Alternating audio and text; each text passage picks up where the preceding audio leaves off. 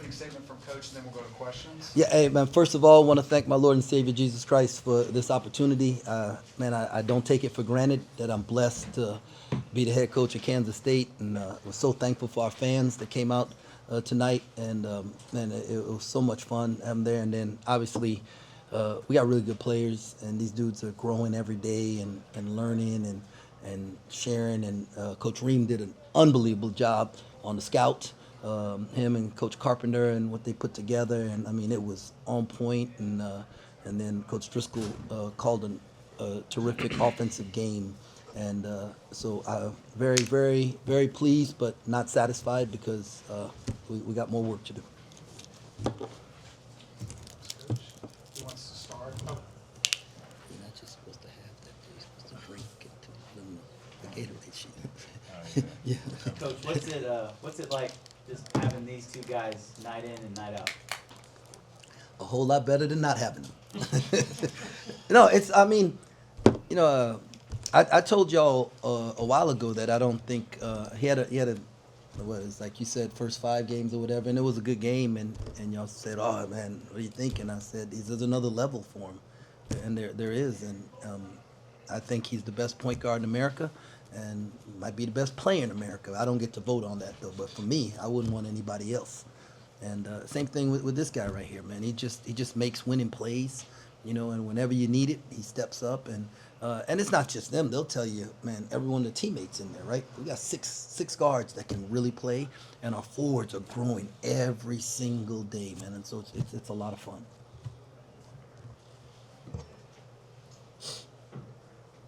PJ, under optimal conditions, what do you think your max season high points total could be this year? I don't really know.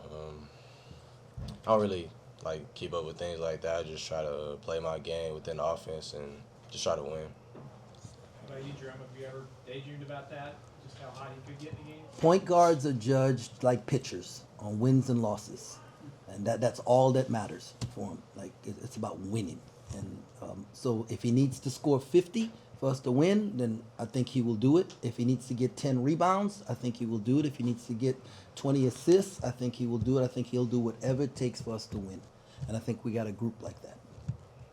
When you guys hit that second gear and then in the second half, what was working best for you guys? I don't know. I have to go back and they were playing together, right? I think the ball was moving. Well, I know the first thing that happened is we stopped fouling, right? Because holy cow, and we stopped fouling. We guarded without fouling. We were able to get out in transition, and the ball was moving around, and guys were just having fun. And so, but I can't give you a precise thing. It was players making plays. Nate, it's hard to not see your face when PJ's asked about how much you can score. Just kind of what goes through your head there, and just kind of the limit on that guy. Honestly, it'd be like, hey, nothing working, go to PJ. I know we got a lot of guys in there that really, I can say the same thing, they'll say the same thing.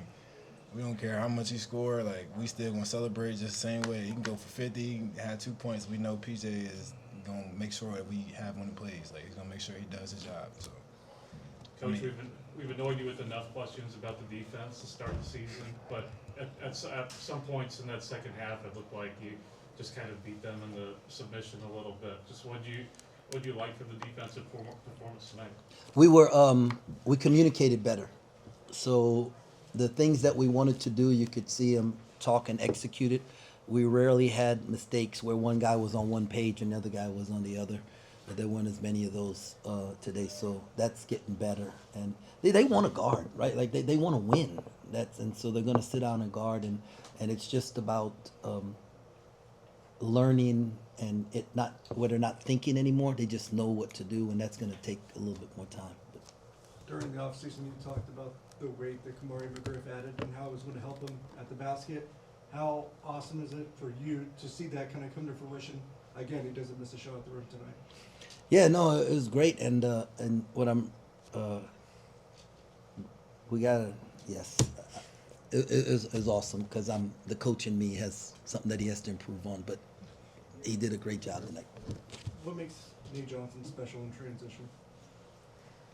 Well, he uses his speed in transition, and he doesn't always use his speed. Like he's a terrific athlete, and he only shows speed at certain times. Kind of like this guy over here.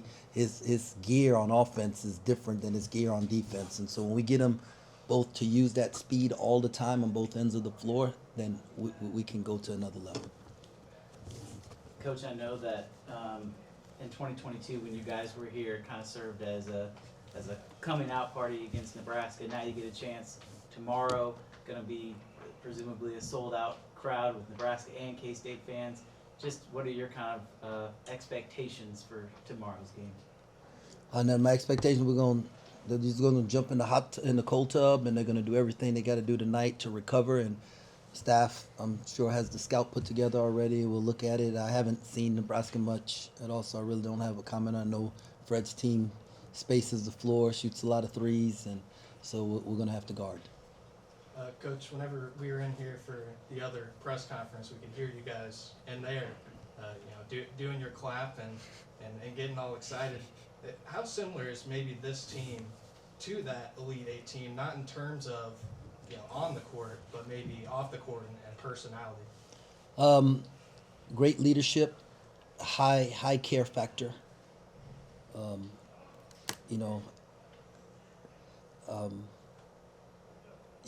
People think that when kids only at a place for 1 year or a certain amount, they can't fall in love with that place, right? But these dudes open their hearts to us, and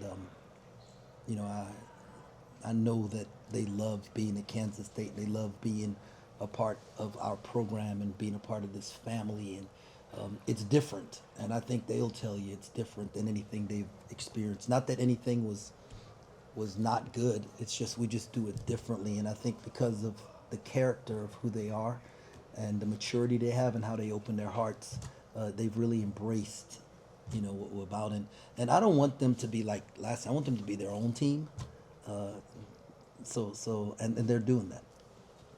What kind of statement do you think your team made against an SEC team? We won a game. We won a game. There's the next one on the board, and we got to keep getting better. And Jans always has a 20-win team that's going to go to the NCAA tournament, and so to win the game, it means a lot. Obviously, it's because it's the next one, but we got to go on get the next one.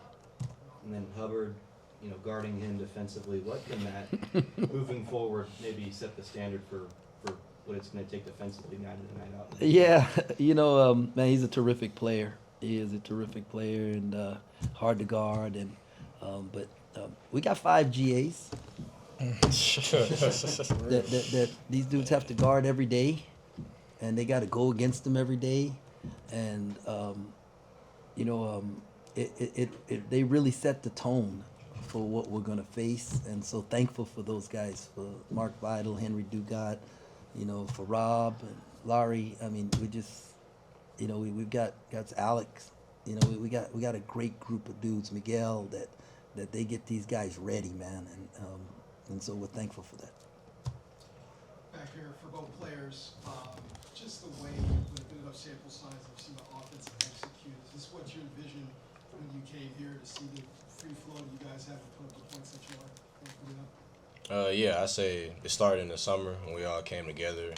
We had a plan. I feel like we're executing the plan very well, but I feel like that's not the best we can be. I think we have a higher ceiling than what we showed, but we're just gonna keep stacking and just keep winning. I mean, yeah, basically what he said, we just got ways to go, honestly. When you say ways to go, I mean, obviously when people see 98 on the board, ways to go, but just where do you think the ways to go are? I think we could have got 120. Yeah, we had ways to go. a couple turnovers that shouldn't have happened. A couple busted plays. We still got more ways to go.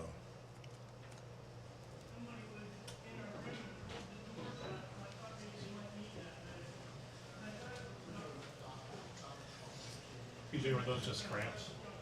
Yeah, it was just cramps. It really never happened to me that bad, but Yeah, I don't know. It was a lot of cramps in a lot of places, but I was trying to get through it, but I just got to keep stretching. It'll be all right. Well, Coach, we noticed that PJ just checked himself in, didn't even consult with you when he was done with the cramps. Does he just have the go ahead to do that? Yeah, like, come on, man. I told y'all I was an idiot for checking him out the game last time. And come on. Yeah, it's you know, we're going to figure out ways to get him short rest. But, I mean, y'all didn't want him off the floor, did you? Okay, all right. You good? All right, Tom. Any other questions for these guys? Hey, one more quick one, real quick. Nate, how important was it for you to close out a game like that? Cal and Tulsa kind of came back on you. What did it mean to kind of quickly? It was just really big for our defense and to show that we capitalized on rebounding and being able to communicate on the other end. And I'll just give all the credit to our GAs. Honestly, the scout was just really good this week, as it is always. Like, they gave us the best look that we could have got. So we executed out there.